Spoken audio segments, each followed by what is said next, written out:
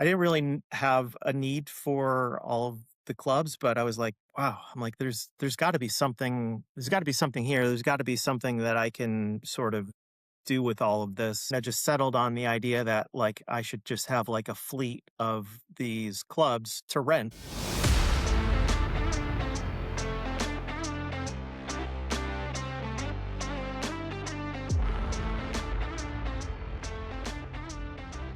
Ladies and gentlemen, welcome to another episode of the Whole Story Podcast. Robbie here. Jonathan unable to make it today, not feeling too hot. But today I had an incredible chat with Cory Crelan of Retro Golf Club. He does other things in the game. He represents Duckhead apparel in the golf world. But today we were mainly talking about Retro Golf Club and what he's doing there. So if you think back, if you're old enough to remember, or, if you're young enough, you might want to Google this, but golf in like the 80s and 90s, like what that looked like. There's a lot of persimmons before these metal woods started coming out, blades, you had so many companies like McGregor, Spalding, all these brands out there that were just doing incredible things. Professionals were doing their thing in the game of golf at the time. That's what they were using. That's what amateur golfers were using.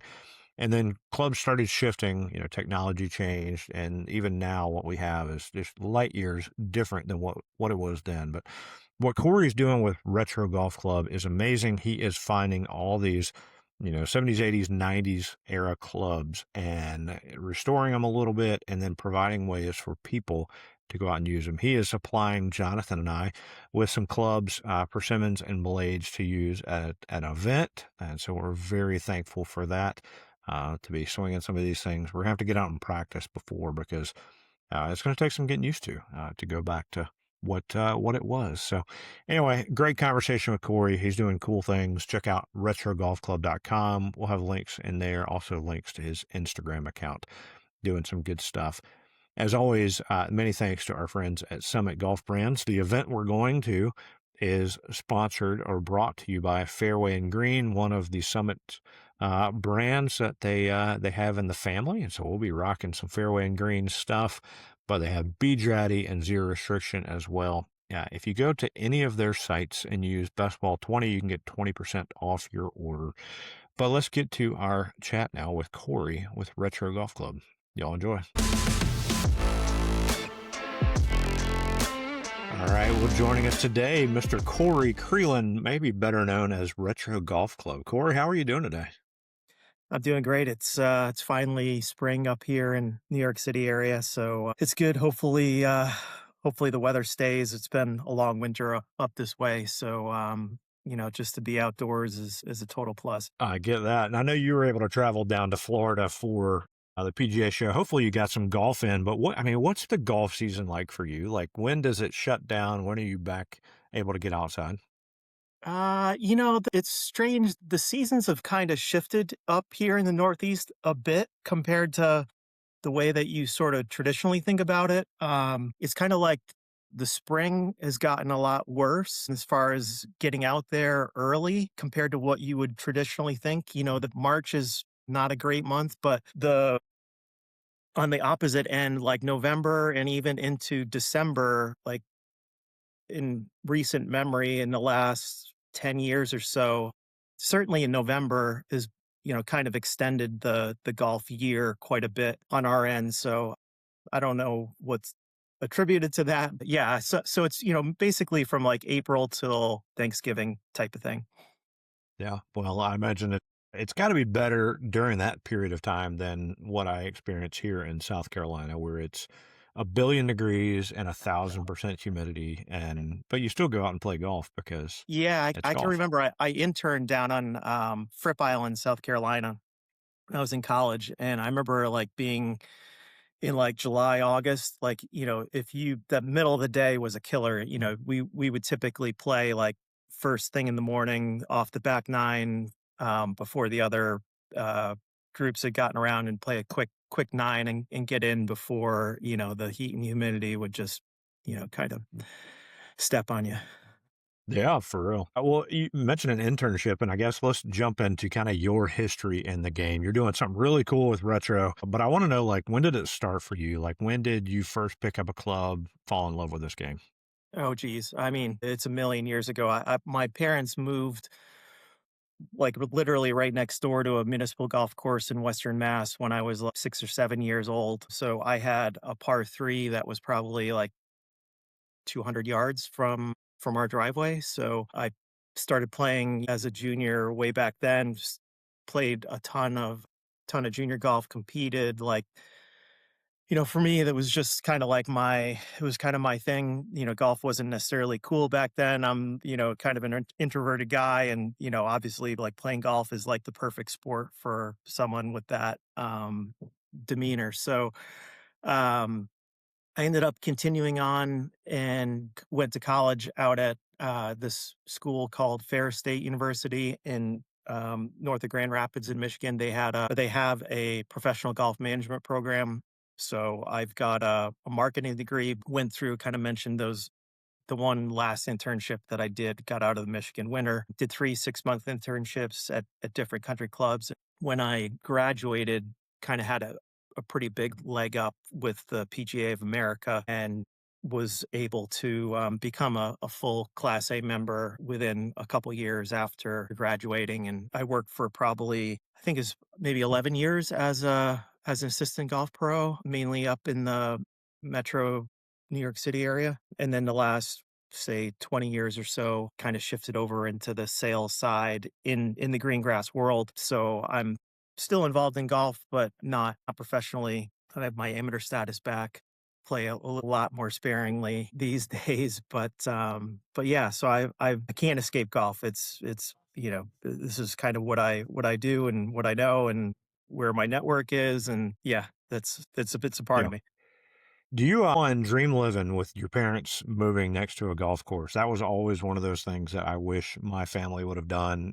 Now that my kids are growing up, it's like I wish I would have done it as well. One, selfish reasons, because I just imagine these houses right next to a par three course, like you're describing, just getting out there and playing it nonstop, and how that would develop the love of a game, and how cool that it was at a local community. That's pretty sweet. Yeah, I mean, I essentially had like a par three. I mean, I would go out there, an hour before dark after kind of play had stopped. And all I did was chip putt, hit bunker shots. Like my short game, even now, the tens of thousands of shots that I hit back then have kind of, I've got like some muscle memory Yeah, from all that time, which, you'd never have as an adult for sure. You know, just the amount of hours spent is mind-boggling. for real. Well, you mentioned the shift from working as a professional at different clubs and stuff to getting more on the green grass, the selling into golf courses. Have you seen a shift just in your work life balance going from someone that does everything? Because I mean, the golf pro does more things, I think, than people ever would imagine, all the way down to, every little detail for the members, the course, tournaments, all this other stuff. Have you had more of a positive shift since you've left that and then now are calling on these places? Yeah, 100%. I mean, the big one being, the famously golf pros don't are working every weekend. So, that's kind of like the polar opposite of basically the entire working world. So, just having that sort of scheduling and yeah, I mean, the granted, this is going back a ways when I was working as a pro, but I mean, I would work 70, 80 hours a week, oftentimes 7 days a week, and then, would compete on days off. So, it was a lot. And I mean, it's a credit to the golf pros who do that. And, it's definitely not, it's on, when it comes right down to it, it's not an easy job. It kind of looks glamorous from afar if you don't know the particulars of it. But when you sort of dig into all of it, it's a very challenging job. It's like kind of like, literally like being a mayor of a city, just kind of, reporting into a million constituents. And you really have to have that sort of demeanor and personality to just deal with a large quantity of personalities and, people. Well, tell us, yeah, mayor of a city, that's a great way to describe it because you have to make everybody happy. And if there's things that aren't Yeah, you going don't, right, if there's someone they're that gonna come to you too.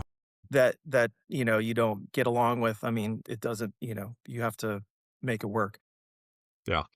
Well, now, you've got the retro golf club, and we'll get to that in a second, but talk to us about what you're doing on I guess on the other side, maybe the non-hustle thing, kind of the full-time job. Yeah, I mean, I would be a starving artist if, I kinda had to rely on, retro golf club, but, yeah, so I recently, about a year ago, I started working with, Duck Ed Apparel, which is, certainly down in your neck of the woods, kind of a legendary brand in the Southeast, and they, uh they had been primarily operating within the men's specialty stores, outdoor retailers, and their own e-com channel, which basically men's specialty and outdoor retailers. It's kind of the same. It's kind of like a cousin to Greengrass in that it's just independent stores. They don't do, and no department stores. There's no Amazon. So, I was brought on, and I'm helping bring the line into the golf space, and just kind of offer something different. The brand is owned by Oxford Industries now, and they have, it's a publicly traded company. They have a ton of resources. So, um, they've been making really, really good headway and kind of pulling upon the 160 years of like heritage, whether it be in the workwear side, reintroducing jeans this year, which they haven't had in, probably 80, 90 years. So, it's a really easy brand to root for. And, it's been fun. They get a nice team, and, so far so good. Help bring into the golf space. Yeah. Yeah. I mean, because people, I mean, we have golf specific product, but, a lot of the stores, they've got kind of an opportunity just to sell, lifestyle clothing. People are not wearing, polyester golf performance apparel like 24/7. People have kind of rich lives, and there's hunters, there's people that, depending on where you are, we just kind of have a wide mix of product that cater to people, whatever their sort of passion is. Very nice. Well, that's not the only thing you're doing. Like you said, you're doing that to help maybe support a passion project, but you've got Retro Golf Club. So for those that are not aware of what that is, what you do, kind Mhm. of go ahead and give like the origin story of that. Like, where did that idea come from? Yeah, it's an interesting story. I kind of like stumbled upon it a little bit by accident.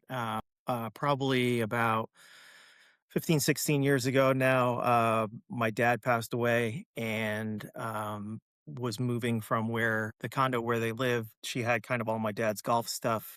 And back in around about 1980, 81, something like that, he was just getting into start and play golf. He bought a brand new set of Hogan Apex 2s, which are like also known as cameos, and the matching woods. And, he wasn't one to kind of like keep a lot of extra stuff. But after he passed away, I had some clubs stored in her garage, and I had to kind of clean all this stuff out, get it out of her hair. And basically what I did is I just put together a bag of the Hogans. I had some refinished woods that I hadn't touched in a long time, and I made like a retro set out of it, and said, that I should take these out someday and, you know, see what it's like. And it took a couple years, and I finally did. I read a book on 9-hole golf courses. There's one author who's penned a couple really cool books on 9-hole courses specifically, and seemingly there's a good number of them in New England area. So I went up to the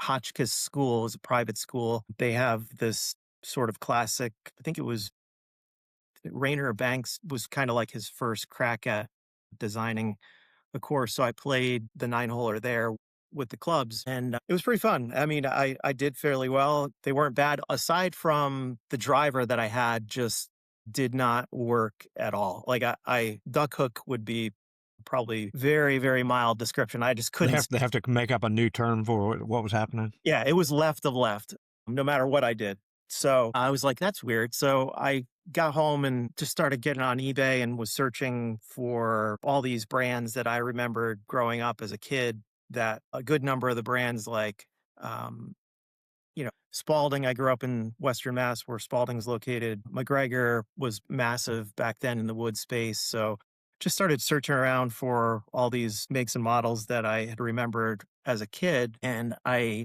kind of just kept searching and searching, and I was just like floored. And I hadn't looked at this stuff in, who knows, 20 some odd years. And I just couldn't believe my eyes because the clubs just had like the resale value of them had just totally cratered. And like none of them were worth any money at all. So I was just like, wow. And I just kept searching and searching. And I was like, I guess it's all of it. And shortly thereafter, I had saw a Facebook marketplace listing that had been up for a while. And it looks like I traded some messages with him. We had like a mutual connection, and there was a ton of persimmon woods. There was just kind of like zip tied irons, looked like in this guy's storage area. And the guy was down in the Lower East Side of New York City. So I took a drive down there, and sure enough, like his father in law was a big golf enthusiast, had passed away. And he just didn't, New York City storage, he needed the clubs out of his hair. And so I got this, you know, basically carload full of clubs, probably 40, 50 woods, probably 30 some odd sets of irons, a bunch of like Blade 8802 style putters. The guy just had like amazing taste. This was like the greatest hits of 60s, 70s, 80s, really, really high quality stuff. And I got all those clubs for, I think I paid $200. Wow. And so I got it home, and that was kinda, like, just prior to COVID, and still was just kinda, like, in a little bit of, like, state of shock, and I was like, I didn't really n have a need for all of the clubs, but I was like, "Wow." I'm like, there's gotta be something here. There's gotta be something that I can sort of do with all of this." And I had a couple Jones bags. Was working at another apparel company at the time, had, cool logo.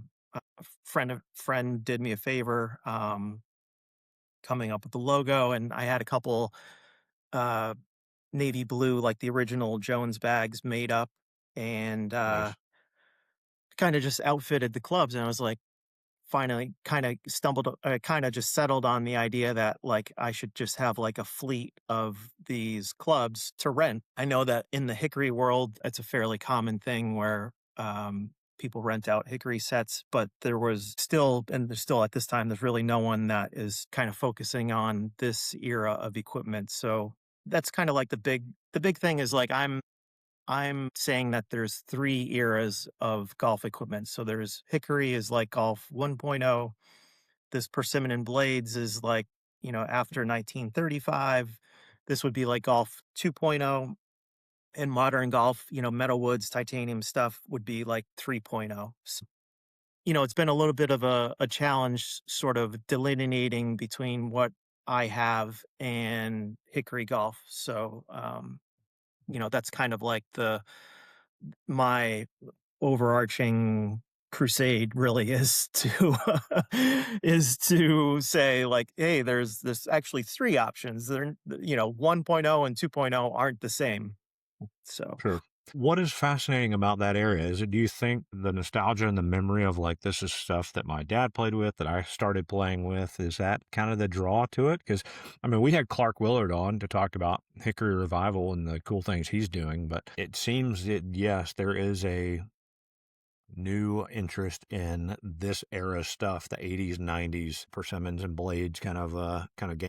yeah, I mean, it's very simple. It's in my mind, it's like, hey, if I want to play with a bunch, it's like if I said, hey, Robbie, like, would you, if I'm going to toss you the keys to a car, if I said I could give you, you could either drive like a Ford Model T from like 1920, or I could give you like a 1980 Porsche 911 or Corvette or Mercedes or whatever, kind of floats your boat type of thing.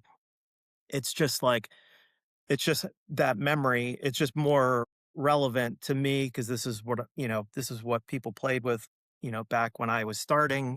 in my mind, it's kind of been like left for dead, obviously with the resale value. So that's the way that my sort of interest. I'm, kind of not trying to be like everyone else. And I kind of want to go where everyone is not. So it's kind of like a complete free for all in that, like, there's no one doing what I'm doing for better or for worse. And so it's just completely wide open. And I think it's like this is kind of what interests me, and I'm trying to share that enthusiasm and passion with everybody else because I think there's a lot of new people to golf that never got exposed to this era of clubs and the look, the feel, the sound, like all of that stuff. There's kind of a generation that's been bypassed.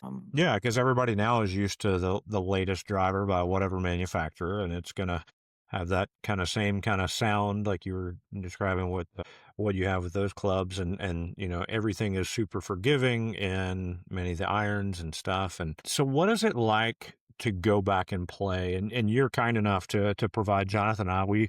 We are representing our friends from Fairway and Green at a Persimmon Blades event the Monday after the Masters. So what is it like? What should we expect? Because it has been a while since I've hit these types of clubs. What should we expect going back to the clubs that you're providing us? I think it's not as dramatic as you think. I mean, in round numbers, you could say that the distance is rough with the woods, at least, is I'd say round numbers 10% at the most. So it's not, I'm assuming whatever event, you're not going to have it tipped out at 7,200 yards. So the distance is really not going to be, a huge handicap. The irons, the main difference is the lofts are hugely probably at least at least one club, if not two clubs, weaker in loft.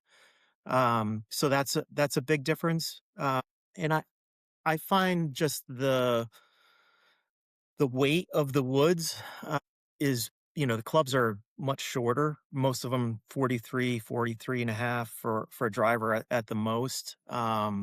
Just we're talking to like 110, 120 gram steel shafts, um, which is, essentially like double what, using a lot longer shaft in a modern club. But, yeah, so the timing and the tempo of it is, you kinda is slightly different in that it's not nearly as quick or, you kinda have to wait a bit because 'cause you're swinging a heavier club.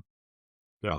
Well, I'm excited about it. And, my buddy Trevor Larson had a Persimmon driver because he's doing that with Larson Golf Company, and Yep. had one when we were together back in late September, and got to hit it. And he said, you got to swing smooth, right? You can't overpower these things. So I think I'm excited, one, because I think, if you practice with these things, correct me if I'm wrong, will it help tempo? Like if you're having to really concentrate on your tempo and your smoothness of swing, would it then translate to when you go back to your current models of stuff?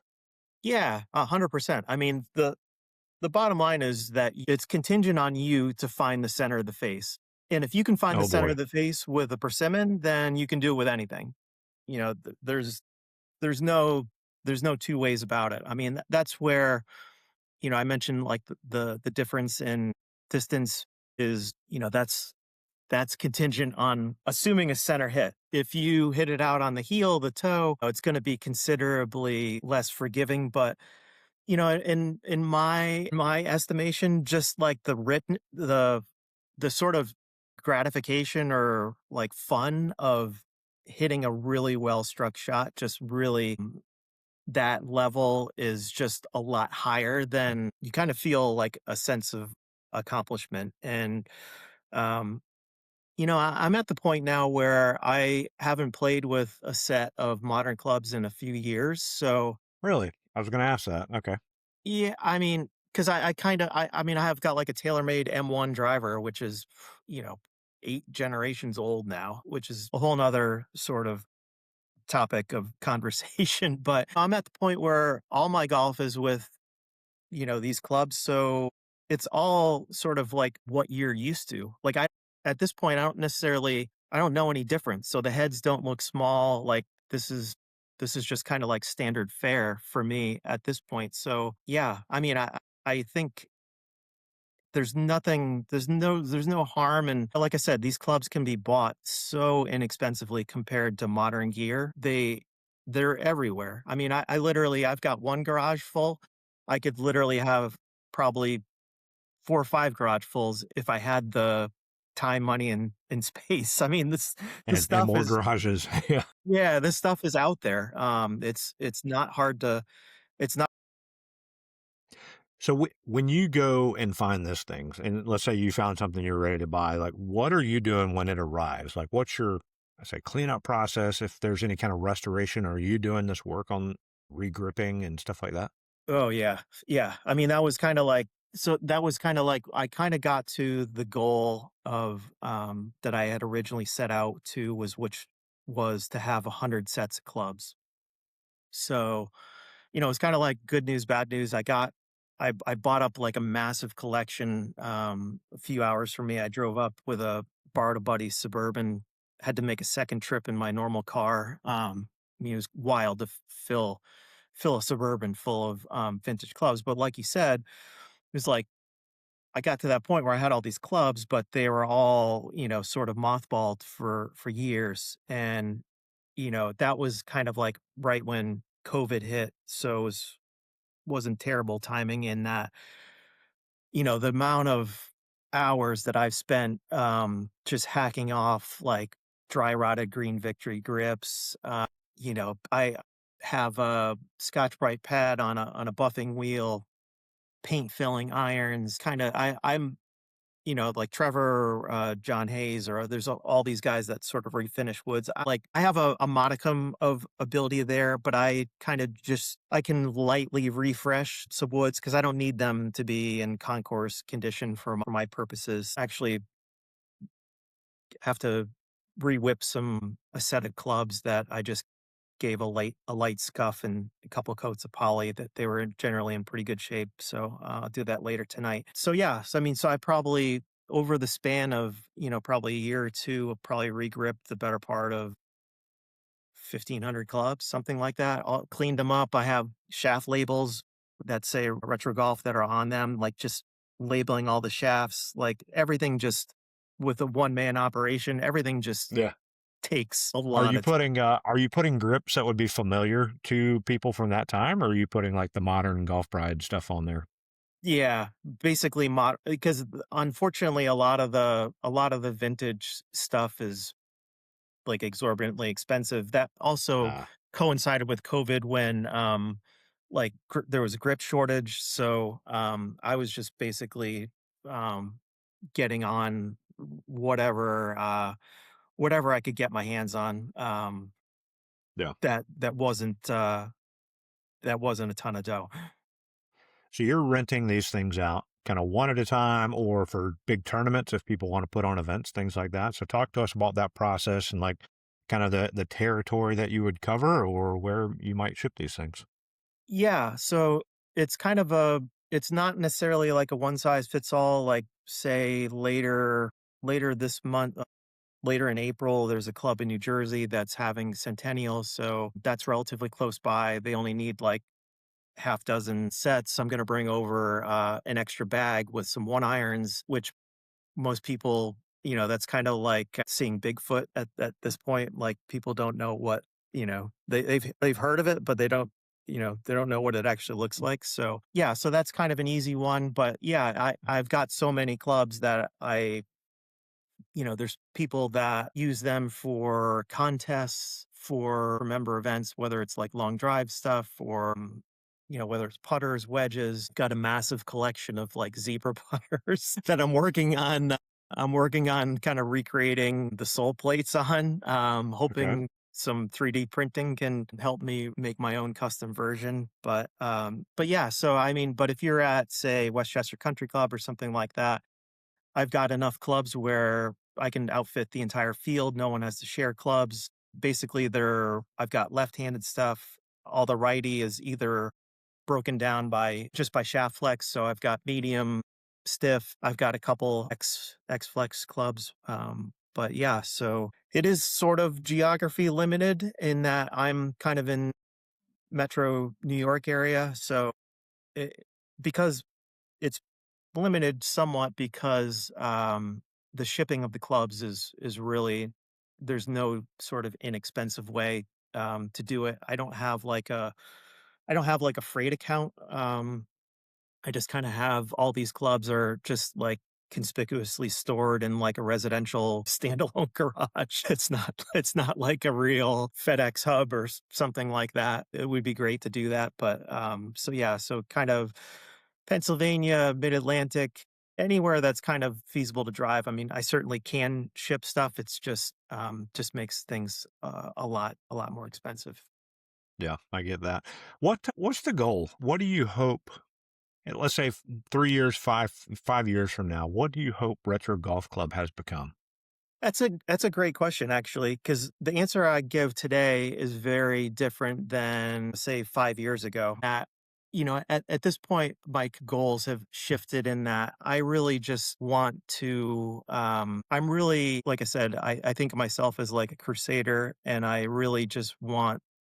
I want these clubs to be played. I think that there's no. I'm really trying to change the perception that these clubs have a huge place in golf history, that, there's a massive movement in golf clubs right now regarding like architecture and, kind of restoring architecture to its original intent. Well, if your club was designed when these clubs were around, then it doesn't make sense to me to go out there with modern equipment where I can kind of overpower the intent of the architect. It just doesn't, uh, if a lot of these clubs, if you're playing, 6,500 yard clubs or less, like one of my favorite places is there's close by to me is this, relatively, it's maybe a hair, it might be 3,000 yards, a nine holer. If I go and play with my modern set,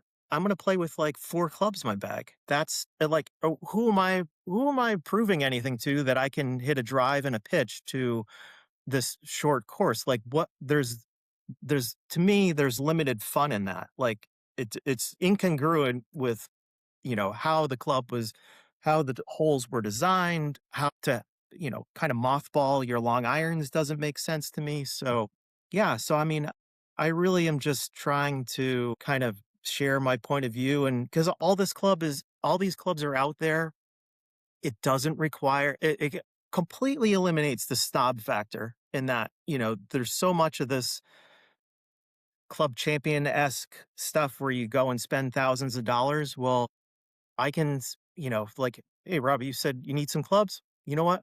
I'm going to send them to you. Like, no big deal. Like, Yeah. I'm not, it's like I can do that because, anyone of any means can literally grab the best clubs of this era. There's no, there's for a couple $100, you can buy that 1980 Corvette, 1980 Porsche 911, like Mercedes 560 SEC. It's available to everyone. So, and it just so happens that the clubs are, they're great to look at. They're super fun to play.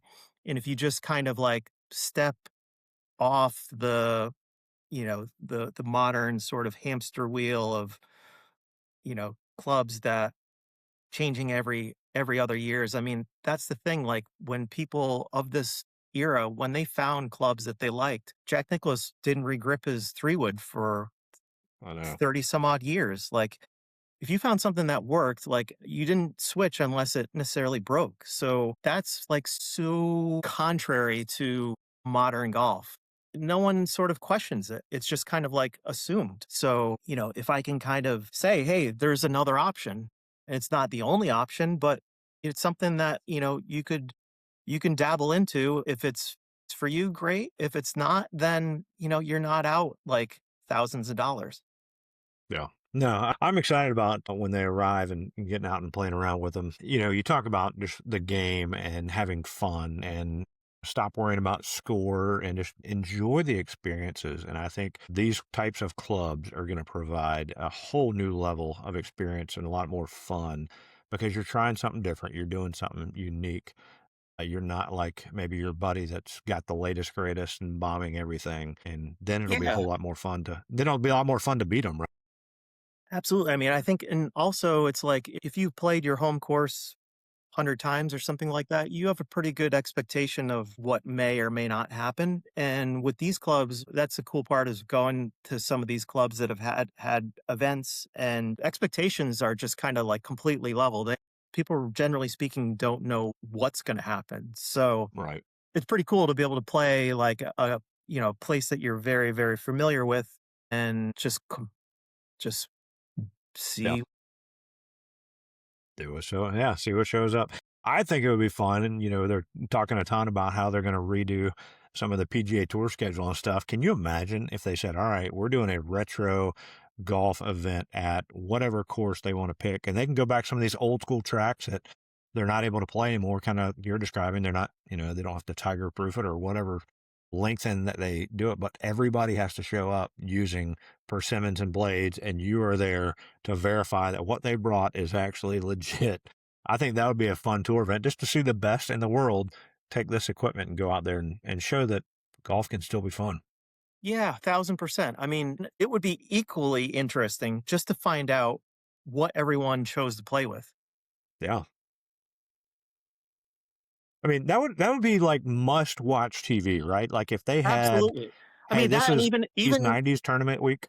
even if it wasn't a tour event, even if, that they kind of rehashed this sort of the match a million Mhm. times over and it's like very not very compelling to watch, but like even doing, some sort of 9-hole match or something like that would actually provide like a great reason to sort of tune in to something like that. Yeah, 1,000%. I mean, these guys are the best players in the world. They don't need like the most forgiving clubs to be playing with. They can find Yeah. the center of anything. Yeah. Let's not roll the ball back. Let's give them old clubs. Piece of Let's do cake. it. Yeah, Piece I of mean, cake. unfortunately, unfortunately, there's not a lot of money being made marketing, That's true. equipment that are in people's attics and in garages. So I can't imagine that the Titleists or Callaways of the world would be ecstatic about that. But I mean, to that end, in Sacramento last year, I play a lot of pickleball now, and they had a wooden paddle event where everyone played with the same wooden paddles and the world didn't end.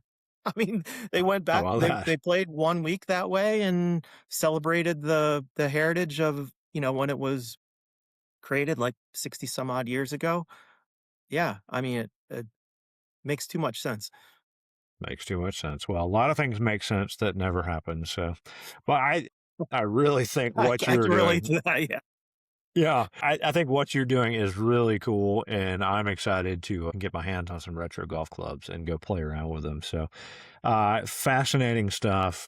We Yeah, will I mean, you're in continue. great company. The guys I know, Yeah, Robert and Buck, who are organizing the event, played 9 holes at Athens Country Club with them in the fall last year. It was like I was in town for work, and it was so, so, so fun to be able to play 9 holes with 2 guys that I never met in person with, 40, 50-year-old equipment, that they provided for me at a classic course. Yeah, I mean, I played an event last 2 Saturdays ago in Virginia Beach. I met these guys that host a Persimmon and Blade event, and it was just so fun. Everyone brought an extra at least 1 bag of extra gear. We went to the range one night where basically you could go and hit anything that anyone brought was up for grabs to hit on the range. It was just like a complete something that it was so fun. So I'm sure that's you'll have a awesome. blast. Well, golf is the best part of golf is hanging out with people, especially meeting those strangers for the first time and enjoying this game together. So I think what you're doing is really cool. And as I guess as we start to wrap up, let me ask you a few random questions. If you've listened to the podcast, you might know what's coming. But the first one we like to ask everybody is, what's the story of your most memorable golf shot? Yeah, I was actually listening to Clark's episode, over the weekend, and I was like, I don't necessarily have a specific shot, but back when I was working as a assistant pro, um, I typically would play with, members fairly frequently on the weekends, and a particular group of guys that, I played with a number of times, they were like my good luck charm. These guys were just they weren't great players by any means. They really weren't terribly competitive on club events, but they just had the best sense of humor. And this one year, I think we played maybe twice prior to playing in this pro-am, and each time I think I shot 67 one round, 68 the other round, and the club where I was at was hosting this Westchester, Golf Association pro-am. I'm like, "Guys, we gotta play in the pro-am," like, so I ended up winning the pro-am. My folks ended up driving down from Western Mass, and they came and, yeah, it was like probably like it was like my only professional win. Play with these guys were just so fun to play with. It was just like an amazing experience all the way around. It was actually kind of like it was really interesting for me because at that time I was working as professional and took things a lot more seriously. And looking back on it, like it just goes to show when you're playing with people that you like, when you're having a good time joking around, that has like serious implications as far as like how play and that, um, really was really meaningful for me. And I think finally back on it, we moved to the condo we're at now. I have like a small clock. My wife is like, what the hell is that? I was like, hey, I'm like, this is not being thrown out. Like this is, one of my cherished golf victories. It tells a great story for sure. Yeah, Very nice. Well, if you did watch the episode with Clark, you know what's coming next. We do a quick nine, right? So sure. nine quick questions. So, and you can expound on them as much as you want. But what's the favorite course that you've ever played? I've been fortunate in the circumstances, working around golf for a long time. I've played a lot of, top-notch golf, but just going against the grain as usual. My favorite track is actually this nine-holer in New Hampshire. It's just over the Vermont border. It was in the book that I read a long time ago on nine holers. It's called Hooper Golf Course. It's just this amazing story. It's kind of like an untouched Van Cleeken style design that probably, I think about 10 years ago, they had financial troubles and about 30 people from the town pitched in and saved the course. And it kind of famously was in like Tom Doak's confidential guide. He gave it like a amazingly high score compared to other top 100-ish well-known Nice. places. Over the years, I typically play there at least once or twice a year, and it's just so much fun to play. It's very cheap to play. I think it's $30 to play. I've always just kind of shown up and gotten paired with whomever. The course is just so fun design. It's like it just epitomizes like New England. It's very no frills. There's no range. They've been keep steadily improving the condition of the course. All the people that I've played with have been super warm, friendly, told me a ton of history about the course. And for my taste, it's, I love it. chef yes, it's Yeah. I wish it wasn't like 3 hours away from me. Yeah. Well, it's a lot farther from us. That area of the country is somewhere that we really want to get up and play some golf. So maybe we'll add that to the list. You've referenced this book twice. What book are you talking about by chance? Do you remember the name? Yeah, the author's name is Anthony Piappi, Yeah, the and finest nines. Finest Nines. I can't remember if that's the first one or the second one, but he wrote 2 books on nine holers, and they're both very, very good. Yeah. So we produce a podcast for Nate Oxman called "That's Good, Pick It Up," where he's been talking to some of these authors, and he talked to Anthony Piappi about that Mm. book, and so he did a little we did a little three-parter for his podcast there. So very Yeah, nice. That's a good one. Highly yeah, it's recommend. a lot of kinda, like, hidden gems in that book. Yeah. All right. Well, what is the course at the top of your bucket list? I mean, I could keeping on the theme of the nine holers, the one that I haven't played that's kind of widely considered the kind of the top one that's in the country, New Englandish, is called, I think if I pronounce it right, it's called Whittensville. It's Okay. kind of in the central Mass area, and, I haven't got out there, and it's, widely considered, kind of the top of the list, or there's one out in Indiana, at a prep school, Culver Academies, looks amazing too. So, I don't know, I'm kind of on a 9-hole, bender, I love it. so that's The that's where nine my, holers are they're great. that's where my sort of gravitate to. Yeah. Well, you mentioned a course that not many people know about when you said your favorite, but is there another course out there? The question is, what's your favorite course that no one knows about? Is there something else that kind of some hidden gem that people need to pay attention to? Yeah, there's one up the coast of Connecticut that I'm, like, shocked that I never got around to playing up until fairly recently, called Fenwick Golf Course. It's a town course. It's right on the water. It's just kind of like this kind of seaside nine-holer, again, fairly reasonably to play. Winds has a very unusual routing kind of through people's, like, backyards and neighborhoods, and it's it's kept up really well. The architecture is very interesting. There's a lot of fun holes out there. It's cost is probably $40-50 in season, something like that. Um, and yeah, it kind of flies under the radar. It's really, really just like a great setting, just a relaxing place to play. Nice. Add that to the list. All right. Who's in your dream foursome? Oh man, I referenced my dad, so I mean, I played hundreds of rounds with him, so it is probably very part of the reason that I don't play as much anymore. Is I played with him so often when he was alive, and he was a member at a club in Western Mass up by UMass, and yeah, so I mean, so he certainly would be in there. Back when I was working as a pro, I took a seminar in kind of like Daytona Beach area of Florida, and it turned out that the person putting on the seminar was Craig Shankland, and unbeknownst to me, on signing up, the guest of the seminar was Mo Norman.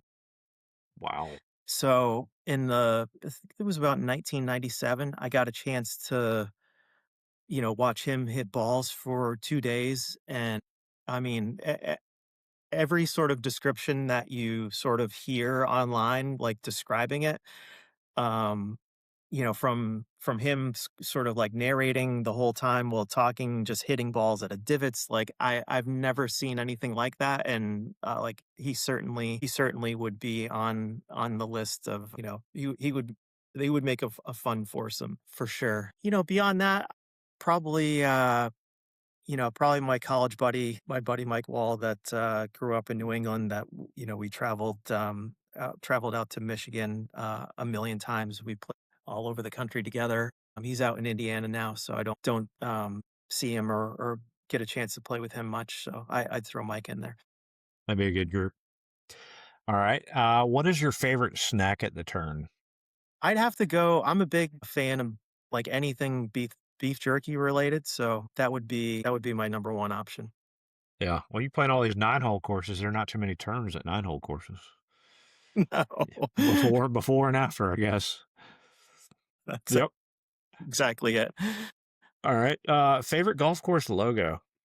Um, I mean, that's kind of like one of my hidden skills is, I deal with this, like, all the time with, golf course logos, so for my day job, so I'm very, very partial to the retro golf logo just because it's so sort of it's just in a style that is so different that strikes me as just very unserious. Kinda where I got it was from one of my favorite, restaurants in New York City is the Grand Central Oyster Bar, that's in the lower level of Grand Central, so, essentially, I've borrowed the style for that logo, with the retro golf logo, so I have to give them the hat tip for that. I'm giving the self Sanders. There you go. Well, you borrowed it and used it well. All right, you might not have been a avid pro shop purchaser since you've been in the business, but do you have a favorite pro shop purchase? You mentioned the clock that you won, but is there something like memorable that you've purchased at a club? Not terribly, no. I mean, I'm really kind of like very basic in that, I'm kind of just grabbing a white navy blue hat type of thing Yeah, with the club logo. another white hat. Yeah. I've got enough clothing for probably, a whole entire baseball teams. That's not typically on my list of things to shop. Yep. All right. Well, I'm fascinated by what your answer might be to this. What is one thing golfers should do? Hmm. Should do. In what regard? Anything? Any regard. It's kind of a vague, open-ended question, so we've gotten a lot of different responses. It's been fun. I think if I were to give an answer to this, I would say there's kind of like a I think there's a lot of groupthink within the golf space. And kind of like once someone, kind of does something, it's very sort of easy to kind of, grab a kind of pile on type of thing. So, I think looking at things differently is basically all that I've done, and I'm not saying that that is the only way, but I think that it helps to kind of take a step back from I guess if I take it another way, I think that golfers are the most gullible sportsmen in that like they will there's no end to the amount of money that people will spend on The equipment, next thing, shafts, yeah, training aids to gain an extra, mile an hour, think that, that working out, doing deep knee bends is somehow going to help their games type of thing. So,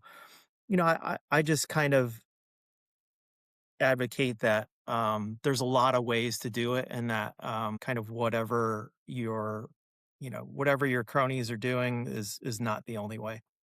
I love it. Great answer. All right, final one. Finish this sentence. The best part of golf is Golf is like to me is like the ultimate say that again. I'm sorry. no. The best part of golf is Is that it's the ultimate test of yourself. And, I played in the event last 2 weeks ago, and it was the first 18 hole. I've been playing 9 hole rounds, which we've kind of alluded to. It's first 18 hole round that I played in probably like 3 years. So um, to me, golf is just like a test of like your. I kind of had to really put away thoughts of like what to do with my swing. Obviously, it wasn't going to change. I kind of had to stick to the sort of plan and kind of just stay within what was theoretically feasible. It was a little bit of a curveball, kind of getting down there and like discovering that in Virginia Beach was all Bermuda grass, which is a little different for someone up where I live. But yeah, so I mean, I ended up everything kind of came out like I'd kind of hoped to. So I kind of felt like I passed the sort of mental test of myself. I don't necessarily think that that's mandatory, but that's just me. And I think it's kind of no matter what level you're at that you can sort of adopt thinking about things and that you can there's always whether it's a test of your attitude, whether it's a test of how much fun you had, whether it's a test of trying to not fix your swing mid round or have a million thoughts. So golf is kind of like an endless amount of tests of yourself. And just like the persimmon woods, like no one's going to do it for you, like you have to do it for yourself. I love it. Well, Corey, this has been a lot of fun, man. Getting to know you, learning more about Retro Golf Club. Tell everybody where they can find out more about Retro Golf Club. Yeah, I mean, I've got a fairly basic website, which contrary to the millions of people on LinkedIn that reach out to me, there's nothing you can buy on on the retrogolfclub.com. But yeah, I'm pretty active on Instagram, posting all the sort of trials and tribulations working on clubs. different videos that I've got, and I've kind of become like a clearinghouse for I kind of know everyone that is like Trevor or there's a few guys down in North Carolina that refinish woods, John Hayes up in Boston, kind of all that sort of thing. So Instagram's probably the best way. And I don't not really actively. I mean, these clubs find me, so occasionally I'm kind of offloading some extra stuff, but I can certainly point people in the right direction as far as what to do, brand suggestions, or anything like that. Well, I would definitely say you are the expert in all things persimmons and blades in this era of golf. So we'll put links in the show notes. That way people can find you. Yeah, it's been a lot of fun chatting with you, learn more about what you do. Yeah, well, I can't wait to hear. Definitely, when the clubs show up, definitely, take them out, give them a whirl, and Absolutely. yeah, Yeah. and I mean, the one thing that you definitely want to do is play with the highest spinning ball that you can find. Okay. So you definitely don't want like the left dash Pro V. You want whatever. There's a million options, but you want the highest spinning option. Well, we will find out for sure how these things work and how we can work with them. So Corey, thank you for Corey and Retro Golf Club. This is Robbie. You guys been listening to another episode of the Whole Story Podcast.